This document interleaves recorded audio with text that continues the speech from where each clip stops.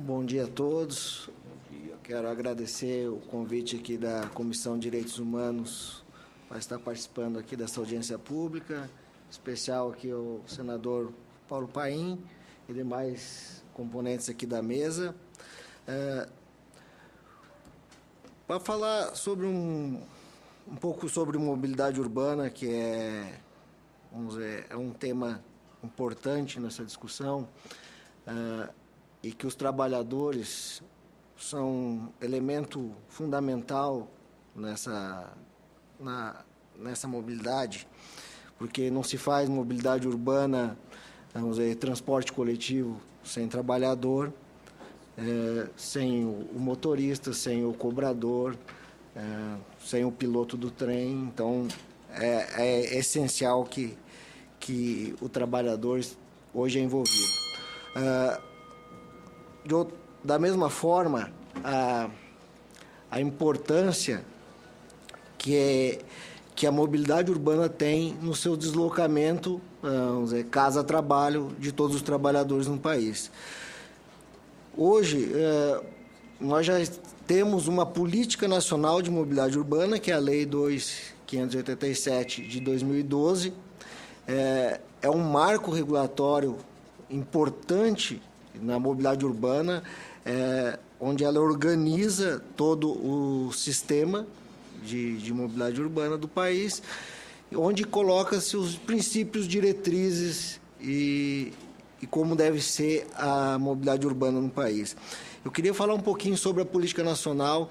Eu acho que ela ainda não é tão divulgada. Eu acho que isso aqui é uma oportunidade de a gente colocar aos trabalhadores, a todos que estão nos assistindo, que a política nacional, a importância dela. Eu queria falar um pouquinho sobre ela, porque eu acho que é importante. Vamos dizer, o Sistema Nacional de Mobilidade Urbana ele é composto de os modos de transporte, os serviços e as infraestruturas.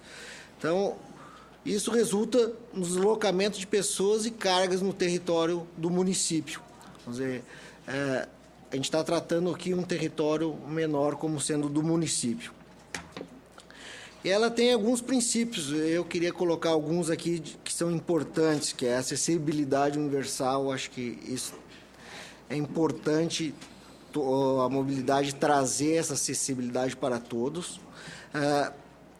A eficiência, eficácia e efetividade na prestação de serviços e a segurança nos deslocamentos.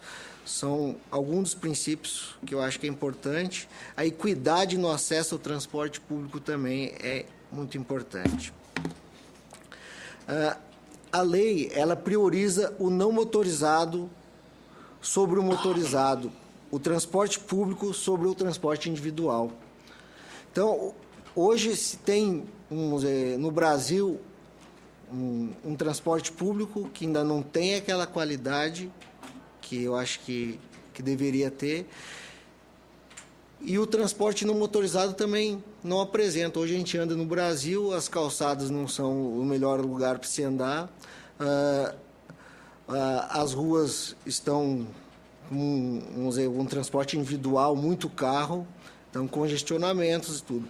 Então, e o transporte público ainda não chegou num patamar de qualidade que eu acho que deveria ter.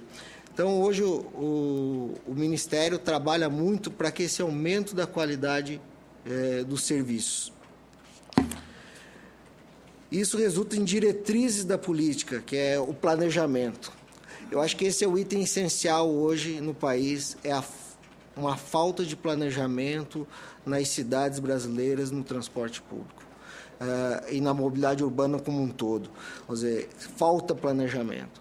O Ministério tem trabalhado hoje e existe uma gama enorme de recursos, já foram aplicados 90 bilhões de reais em mobilidade urbana, e agora com o Pacto pela Mobilidade Urbana foi disponibilizado mais 50 bilhões, e o Ministério se depara com a dificuldade de colocar isso em prática, vamos dizer, esse nível de recursos nas cidades brasileiras por falta de planejamento das cidades.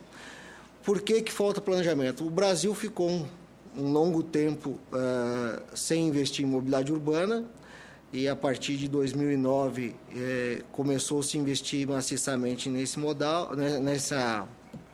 não é nesse modal, na mobilidade, e as cidades brasileiras não estavam preparadas. Os municípios, as prefeituras, o governo do estado não tinham planejamento no que investir. Então, hoje, a gente se depara com a dificuldade de colocar em prática um montante de recursos dentro das cidades, por falta de planejamento. Então, a gente está trabalhando forte nessa parte de planejamento, que é uma coisa que a Política Nacional trouxe. Em seu artigo 24, ela trouxe a exigência de planos de mobilidade das cidades brasileiras para que elas acessem recursos federais. Por que disso? Para as cidades buscarem se planejar para poder ter acesso a recursos. Então, é uma exigência que a lei traz e que eu acho que é importante que as cidades se planejem. Eu acho que sem planejamento a gente vai continuar hoje com congestionamento nas ruas, com transporte coletivo de baixa qualidade. Por quê? Porque falta um pouco de planejamento. Outra coisa, a integração entre modos de transporte e serviço. Hoje não existe. Hoje o transporte, você sai de bicicleta, o trabalhador, para acessar o transporte público, ele não consegue, porque ele chega lá na estação, vamos dizer, do metrô, ou na estação do trem, ou no ônibus, e ele vamos dizer, num terminal rodoviário, ele não tem como, vamos dizer, um bicicletário para deixar sua bicicleta. Então, ele não tem essa integração entre os modos de transporte. Hoje, vamos dizer, os transportes ficam individualizados, você não tem essa integração, que é importante.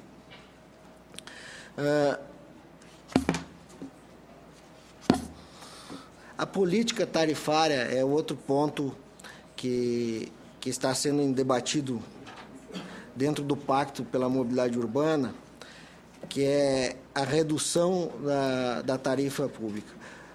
Hoje, a tarifa do transporte ela é calculada de um modo, vamos dizer, que já está implantado há muito tempo, que é uma planilha que foi feita no tempo do GIPOT, e que não tem essa modernidade do que hoje a gente poderia ter. Vamos dizer, é a modernidade de uma tarifa, de um cálculo tarifário de uma melhor forma.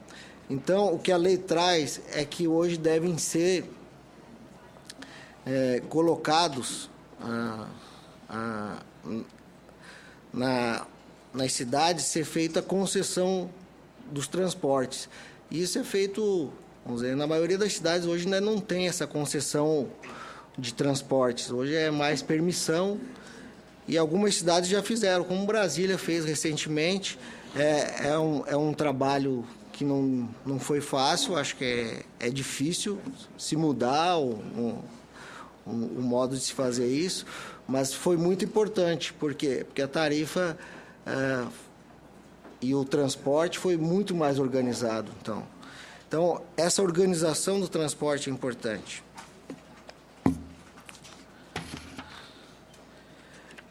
Usuários, eu acho que os direitos que o usuário tem, que é receber um serviço de qualidade, eu acho que está faltando ainda um pouco nós avançar nesse tema. A participação no planejamento, a participação social e o controle social do que é melhor para a mobilidade urbana nas cidades, a segurança